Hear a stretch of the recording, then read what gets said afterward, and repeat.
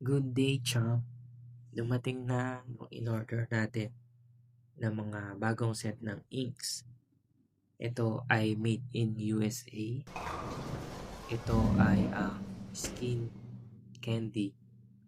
So, napakadami na nating choices ng kulay at di na tayo mahihirapan pang mamili o mag-mix ng mga primary colors dahil mas madali na siya at nakaka-save na yung time. So, ito marami na yan. Haluin na lang natin yan. Yan, napakadami yan. Pwede na sa portrait. Pwede na rin yung mga colorful ng mga pyesa tulad ng mga cartoon characters. So, ayan, kompleto yan. Made in US to at ang kanilang expiration date ay sa 2028 pa.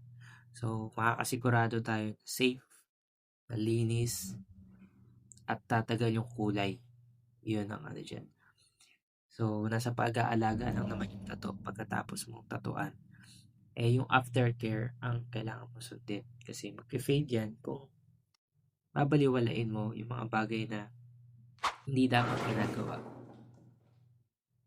kapag bago ang iyong tattoo. So, yun lang.